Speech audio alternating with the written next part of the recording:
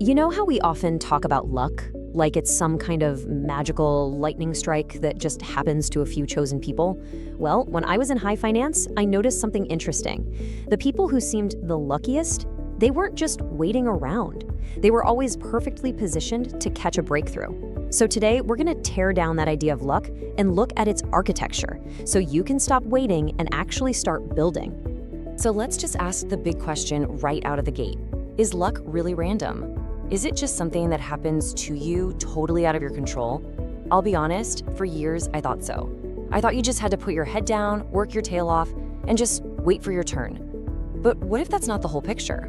What if there's more to it? Well, here's the core idea we're diving into. Luck isn't random at all. It's actually a skill. And just like any other skill, you can learn it, you can practice it, and you can literally engineer it. And that's the key, right? We're going to break down exactly how you can start architecting your own luck. All right, first things first, we need to understand a concept called the luck surface area. This is all about shifting your mindset from passively waiting for luck to come to you to actively creating a bigger target for opportunities to hit. It's about playing a numbers game, not waiting for magic. Think about it like this for a second. If your daily routine is go to the same office, talk to the same 5 people, work on the same kinds of projects, your surface area for luck is tiny, microscopic even. You've essentially put a hard cap on the number of new, interesting opportunities that can even find you. It's not about being special, it's just about your position. And this formula really breaks it down perfectly. We all hear about preparation meeting opportunity, right? But here's the secret ingredient most people miss: visibility.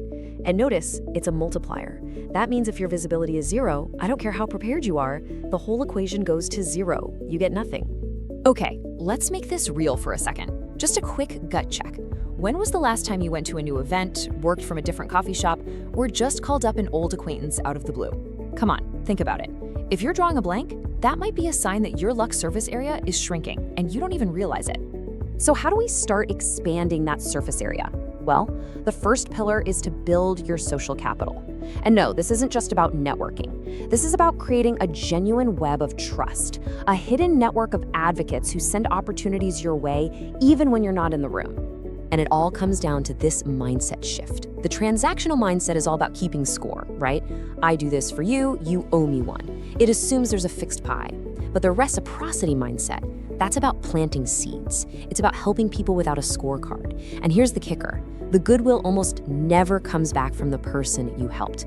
It comes back from somewhere totally unexpected, months or even years later. And this is why it works.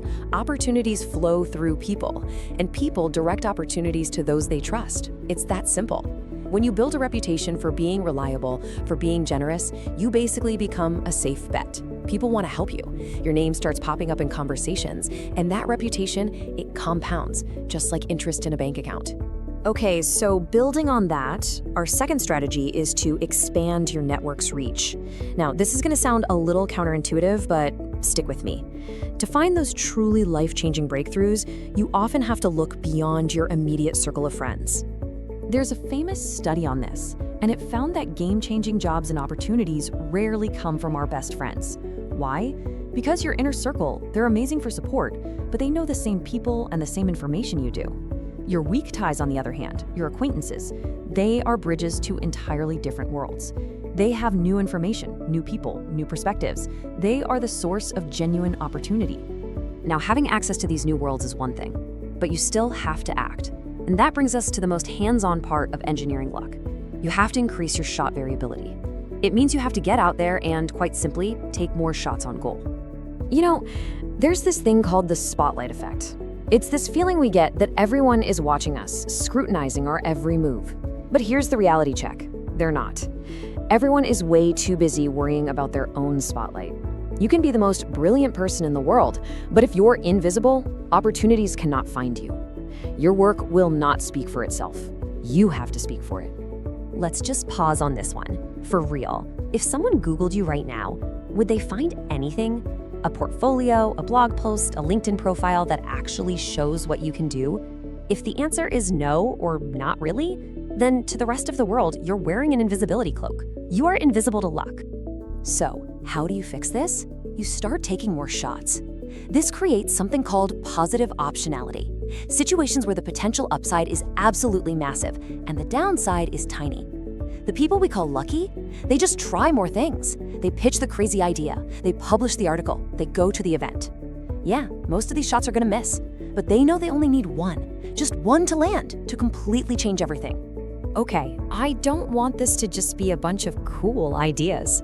Let's make it real.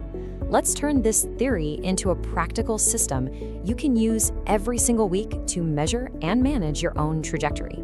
It's a super simple audit, 3 steps. First, what are your inbound actions? Are you creating things that let luck find you? Second, what are your outbound actions? Are you actively taking shots, pitching, reaching out? And third, your giving log. Who did you help this week with absolutely zero expectation of getting anything back? And the point here is really simple. You can't just rely on willpower to do all this. By just tracking it, you create awareness. If you get to the end of the week and those lists are empty, you know exactly why you might be feeling unlucky. And more importantly, you know exactly what you need to do to change it. Ultimately, it all boils down to this. We have to reframe the entire question. Success is almost never about one single random big break. It's the result of building a system that makes those breaks inevitable over time. So stop asking when it's going to be your turn. Start asking how you can build a machine that makes your turn a mathematical certainty. So, how are you going to start engineering your luck this week?